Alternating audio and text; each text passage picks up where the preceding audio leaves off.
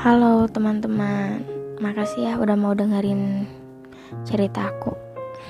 Aku Erli, dengan segala kisah aku yang sering aku pendem sendiri. Sebenarnya aku udah capek sih pendem perasaan sendiri. Kadang aku suka menyendiri di kamar, ngobrol sendiri cuman berhadapan sama kaca, kayak gak punya teman aja gitu kan. Terus aku juga suka nulis puisi dengan mencurahkan setiap rasa yang aku rasain. Dan aku suka nulis di buku diari tentang perjalanan kisah-kisah aku yang aku alamin.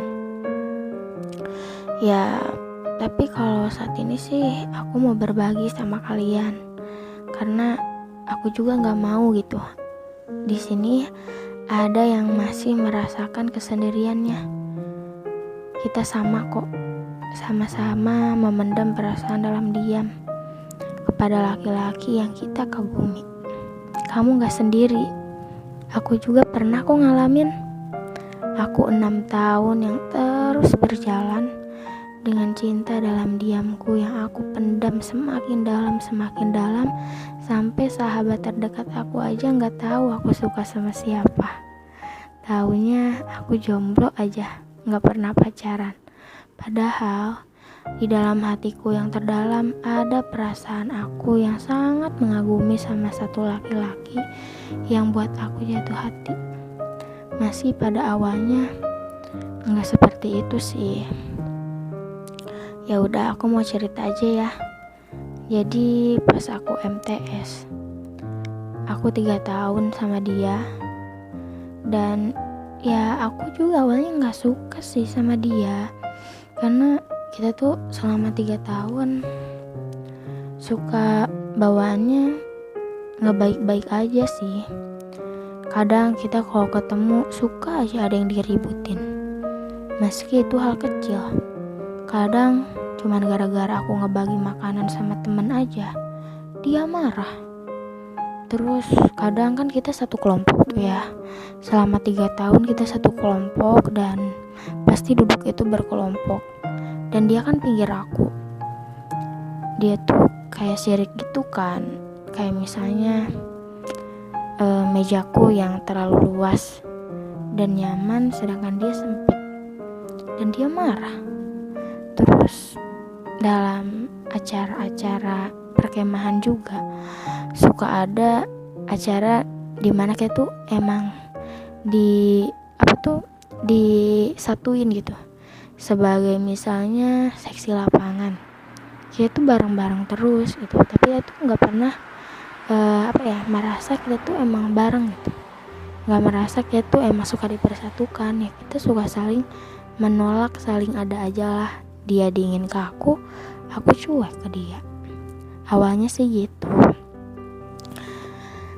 tapi seiring berjalannya waktu dia tuh berubah jadi baik gitu. Dan aku ya udah sih nganggapnya, oh dia jadi baik, ya udah aku seneng aja kan dia jadi baik. Nyampe pernah suatu saat pas lagi ujian, kita juga satu kelas, satu ujian bareng, sampai dia bilang gini, "Good morning Erli." Mungkin hal itu tadinya mustahil sih terucap dari dirinya, dan sambil memberikan senyumannya yang lebar kepadaku. Aku saja suka menatap dia dari kejauhan. Dengan senyumnya, dengan teman-temannya, dia bahagia, aku pun bahagia. Ya beginilah nasib cinta dalam diam. Kita yang hanya bisa memandangnya dari jauh, senyum, senang yang dirasakan sendiri sambil menatap dia dari kejauhan. Dan kita juga yang merasakan kecewa, sakit, dan pengen marah juga sendiri. Gak ada teman untuk berbagi. Bahkan kita juga gak mau cerita sama teman, karena ya bagi kita cinta dalam diam itu ya merupakan rasa keistimewaan tersendiri lah. Cuman kita yang rasain, gak ada orang yang tahu. Ya tadinya aku juga kayak gitu, tapi aku udah nggak mau aja gitu mendam sendiri, karena aku tahu di jauh luar sana teman aku juga banyak yang ngalamin kisah kayak aku. Makanya aku mau berbagi aja gitu ya pengalamannya. Nah, apa juga ya, aku juga pernah gitu, dulunya dia tuh kayak suka marah-marah gitu kalau aku rajin belajar gitu ya. Kayak misalnya dia tuh kayak mandang aku tuh sok rajin lah, sok pintar gitu, padahal kan emang kenyataannya aku tuh nggak bisa.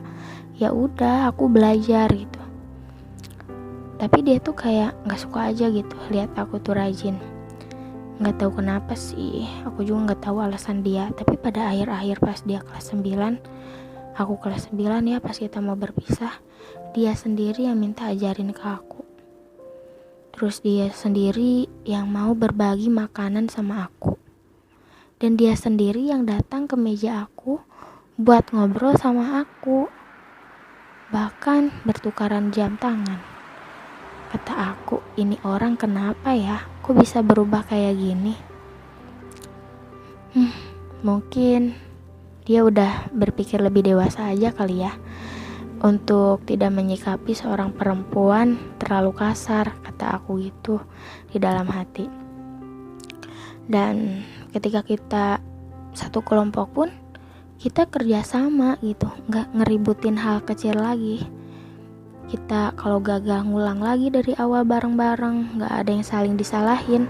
Dan aku berharap kenapa kita nggak dari dulu ya kayak gini. Kenapa pas kita mau berpisah baru baikan kayak gini. Dan tapi aku bersyukur sih, kita berpisah bukan diakhiri dengan rasa benci, tapi dengan saling memahami, saling memaafkan, dengan hal-hal kenangan baiknya yang lain. Sebenarnya masih panjang dan masih banyak sih cerita aku, tapi ya udahlah, aku bongkar-bongkar sedikit aja ya kayak gitu. Jadi intinya, buat kalian yang ngerasain sama kayak aku, ya biarin aja gitu rasa itu berjalan selagi emang itu buat kalian bahagia gitu. Tapi kalau buat kalian sedih, kecewa, bahkan buat kalian down, udah mendingan lupain aja gitu. Kalau kalian sakit gitu sama rasa itu yang kalian pendam sendiri, ya udah kalian cari aja. Tapi aku pernah berusaha.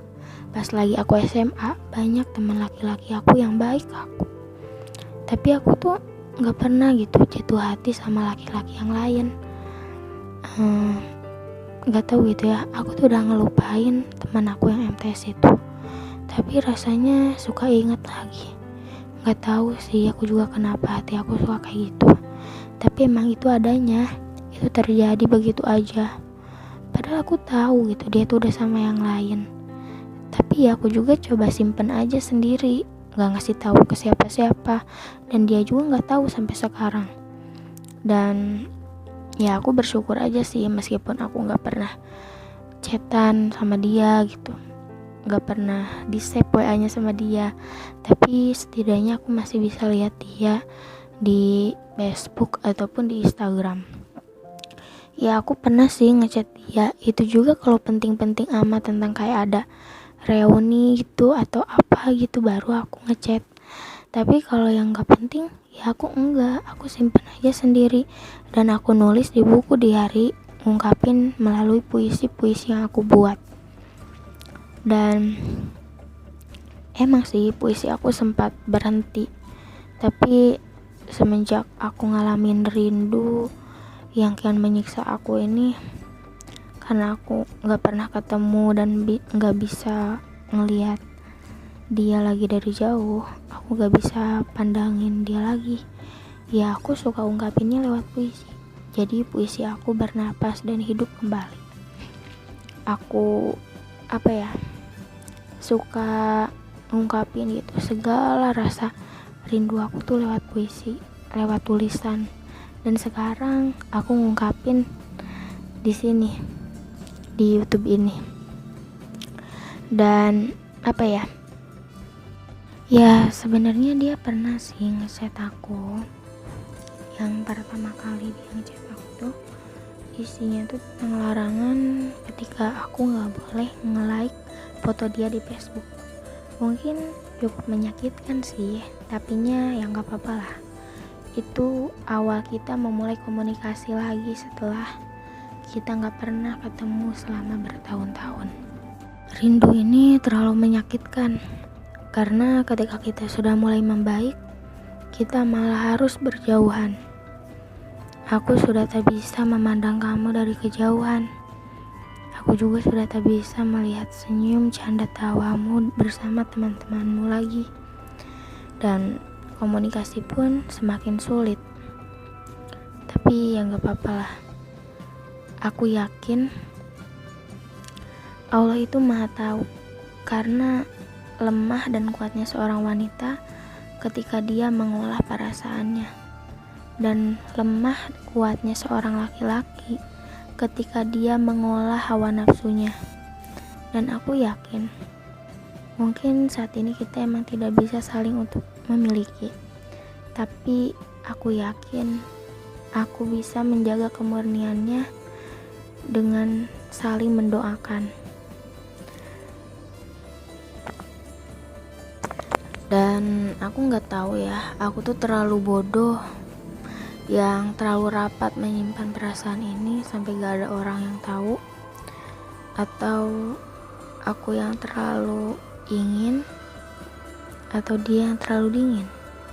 Aku juga nggak tahu, tapi yang jelas perasaan ini berjalan dan hadir begitu saja dengan sendirinya. Aku pun tadinya sempat tidak menyadari, tapi lama-kelamaan aku baru sadar, ternyata rasa ini tercipta begitu aja. Sebenarnya bagi aku, kalaupun aku bilang aku suka, itu gak ada gunanya sih. Dan menurut aku mungkin kebahagiaan aku dalam menyimpannya ini udah gak bakal ada lagi. Karena mungkin kita nantinya bakal sedih karena penolakan yang gak sesuai ekspektasi kita jawabannya, atau hal lainnya. Tapi ya yang jelas, kebanyakan laki-laki di luar sana, seorang wanita kalau mengatakannya pasti dia bilang gini, gak punya harga diri loh, pasti kayak gitu. Karena kebanyakan sih kayak gitu. Makanya aku lebih memilih untuk menyimpannya.